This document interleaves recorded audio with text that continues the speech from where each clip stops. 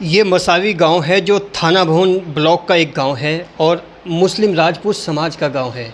इस गांव की पड़ताल की है तो बड़े बुजुर्गों से मालूम हुआ है इस गांव में हमेशा भाईचारा और एकता, सामाजिकता और समरसता हमेशा रही है और इस गांव में इतना अमन, इतनी शांति रही है कि पिछले 40-50 सालों में किसी भी घटना के घटित होने का कोई रिकॉर्ड इस गांव का नहीं है। लेकिन उसी में एक किरदार है जो यहाँ इस बार ग्राम पंचायत में भावी उम्मीदवार हैं, उनसे ही बात करने की कोशिश करेंगे। उनका किस तरह का नज़रिया है और गांव के विकास के लिए वो किस तरह से कार्य करने के लिए इस बार तत्पर हैं। अपना परिचय दीजिए। मेरा नाम मोहम्मद तालिब है। मैं हाजी यूसुफ़ का लड़का हूँ। आप सभी जानते हैं मैं हाजी यूसुफ़ का लड़का हूँ। गांव मसावी है और मसावी में इस बार आपने एक उम्मीदवार के रूप में दस्तक दी है गांव के प्रधानी पद के लिए। तो किस बात ने आपको बहुत मजबूर किया है कि आपको गांव का प्रधान बनना चाहिए, एक संवैधानिक पद पर काबिज होना चाहिए, और वो कौन से मुद्दे हैं जिन मुद्दों ने आपको इस सियासी मैदान में आने पे मजबूर किया है? सबसे पहला मुद्दा तो है हमारा भाईचारा का। गांव में पहले जैसे भाईचारा था, आपस में बहुत प्यार था, वो थोड़ा सा ख़राब हुआ है एक राजनीति की वजह से। सबसे पहला मुद्दा तो यह है किसी भी राजनीतिक वजह से अपना भाईचारा ख़राब नहीं होना चाहिए।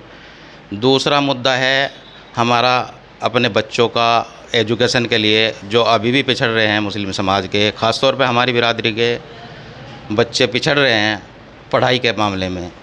और तीसरा मुद्दा है हमारी बहन बेटी गरीब घर हैं, एक दहेज वाला मामला चल रहा है बहुत ज़्यादा, उससे गरीब आदमी बहुत परेशान हैं। लड़कियां घर में जवान बैठी हैं, वो शादी नहीं कर पा रही हैं। एक ज़िम्मेदार आदमी को इस काम को लेके चलना चाहिए, जो हमारे गांव के ज़िम्मेदार हैं, प्रधान हैं, इस चीज़ को देखना चाहिए। तीसरा मुद्दा है हमारा साफ़ सफाई का। हमारे गांव में साफ़ सफाई, पेड़ पौधे, बाहर गांव की हमारी एंट्री होती है, गांव में कूड़ियाँ पड़ी हैं, गंदगी हो रखी है। हमारे यहाँ तालाब है, साफ़ सफाई नहीं हुई है काफ़ी दिन से, तालाब में साफ़ सफाई होनी चाहिए। ये हमारे मुद्दे हैं। इस योजना के ड्रॉबैक्स क्या रहे हैं? वो क्या कमी रही है जो आपको बेचैन करती है, जिन कमियों को आप चाहते हैं कि वो दूर होनी चाहिए, लेकिन पहले उनको उजागर करिए पब्लिक के सामने, जो इनफैक्ट आपको महसूस होती है? हमारी एक तो ये साफ़ सफाई वाला मामला बहुत ज़्यादा है, और एक मैंने आपको बोला है भाईचारे वाला। जैसे एक सफाई कर्मचारी होता है, एक या दो जो भी गांव में होते हैं, तो उनका रूटीन क्या होता है और क्या वो समय पर आते हैं, कार्य करते हैं? आते हैं तो फिर प्रॉब्लम कहाँ है, और नहीं आते हैं तो क्यों नहीं आते? साफ़ सफाई वाले तो बस ऐसे ही आते हैं, जैसे कोई प्रोग्राम हो गया उस मोहल्ले में, शादी का प्रोग्राम हो गया या कोई त्यौहार का प्रोग्राम हो गया। साफ़ सफाई वाले तभी आते हैं, हफ्ते में 10 दिन में 15 दिन में एक चक्कर लगा देते हैं। साफ़ सफाई डेली का रूटीन है, और इस साफ़ सफाई में एक प्रधान की जिम्मेदारी नहीं है, हम सब की जिम्मेदारी है, हर एक नागरिक की जिम्मेदारी है। आपने पड़ताल की होगी कि वो रेगुलर क्यों नहीं आते, प्रतिदिन क्यों नहीं आते सफाई कर्मचारी? हमारे यहाँ सफाई कर्मचारी 5 गांव लगते हैं, हमारे माजरे लगते हैं, इसमें 2 ही कर्मचारी हैं सफाई के मामले में, तो उन पे एरिया बहुत ज़्यादा है, उसकी वजह से शायद कवर ना कर पाते हों।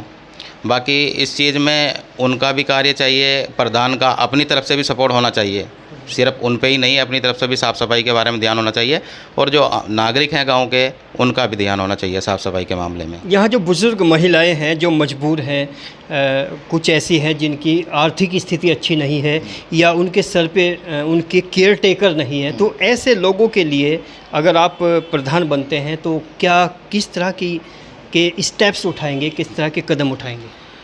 हमें प्रधान बनने के लिए, प्रधान बनने के बाद इस काम की ज़रूरत नहीं, हम बिना प्रधानी के भी इस काम को कर रहे हैं इंशाल्लाह। हमें जो पता चलता है कहीं भी, हमें प्रधान बनने के बाद ये काम करने की ज़रूरत नहीं है, बिना प्रधान बने भी हम इस काम को कर रहे हैं। हमारी नीति ये है, बच्चों की एजुकेशन, और हमारे जो बूढ़े माँ बाप हैं, बुज़ुर्ग हैं, जिसकी मकान की दिक्कत है, हमारा मिशन ये है। हमारी बहन बेटी घर में जवान बैठी है, हमारा मिशन ये है। इस मिशन के आने के लिए प्रधान की ज़रूरत नहीं है, बिना प्रधानी के भी हम काम कर सकते हैं, और कर रहे हैं इंशाअल्लाह, और करते रहेंगे। यहाँ का जातीय समीकरण भी बताइए, किस समाज के कितने वोट हैं, किस बिरादरी के कितने वोट हैं? यहाँ पे हरिजन हैं, थोड़े से कुम्हार हैं और थोड़े से अब्बासी हैं, शेख हैं, थोड़े थोड़े से हैं। ज़्यादातर राजपूत बिरादरी के ही ज़्यादा वोट हैं यहाँ पे। टोटल वोट बैंक कितना है?